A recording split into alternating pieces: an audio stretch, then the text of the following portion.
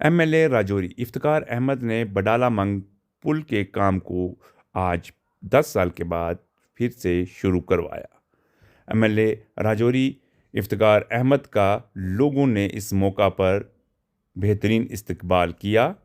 वहीं एमएलए राजौरी ने बडाला मंग पुल पर काम का इफ्तिताह करके काम को शुरू करवाया। इस मौका पर महकमा पीडब्ल्यूडी के इंजीनियर्स और काफ़ी तादाद में मकामी लोगों ने भी शिरकत की।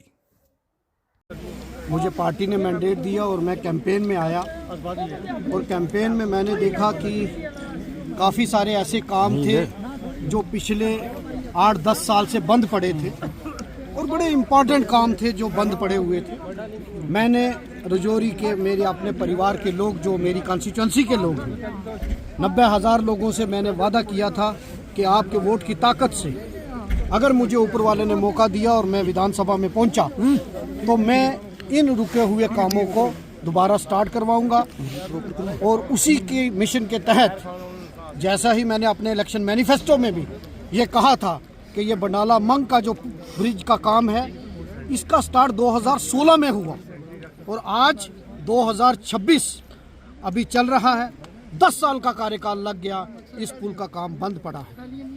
लेकिन जैसे ही मैं एमएलए बना तो मैंने इस इनिशिएटिव को टेकअप किया और आज राजौरी वासियों के लिए खुशखबरी की बात है क्योंकि ये जो ब्रिज है ये राजौरी में एक नया दौर का आगाज़ करेंगे क्योंकि इस ब्रिज के बनने से हमारा जो जवानगर की कंजेशन है और एक अल्टरनेट रूट बनेगा और राजौरी शहर का और विस्तार होगा और लोगों को इसका फ़ायदा होगा।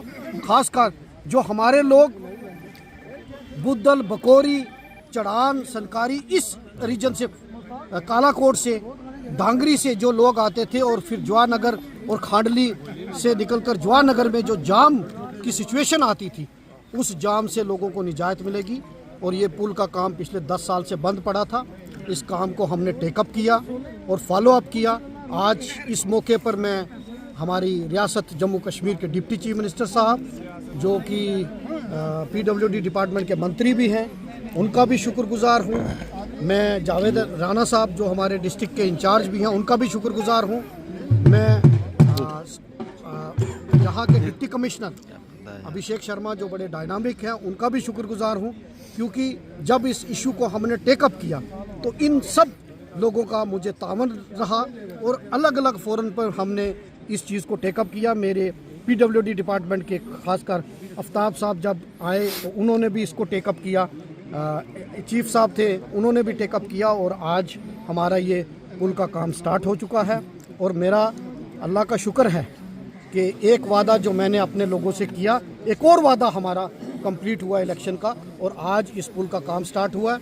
और मैं डिपार्टमेंट से कहूँगा कि इसको टाइम बाउंड मैनर में, क्योंकि मेरा मकसद मैंने जो काम स्टार्ट किए हैं उनको मैं लिंगर ऑन नहीं होने दूंगा, काम को टाइम बाउंड मैनर में कंप्लीट करना, क्वालिटी के साथ कोई कंप्रोमाइज़ ना करें और इसको जल्द से जल्द कंप्लीट करें ताकि हमारे राजौरी का नक्शा बदले। और इस ब्रिज से मैं आपको यकीन दिलाता हूं कि इस पुल के बनने के बाद राजौरी शहर का खासकर इसका नक्शा बदलेगा और काफ़ी लोगों को इसका फ़ायदा होगा। कितना फ़ायदेमंद रहेगा, हाईवे से कनेक्टेड हो जाएगा जीएमसी, खासकर जीएमसी जाने वाले लोग और जामिंग से उन्हें निजात मिलेगी।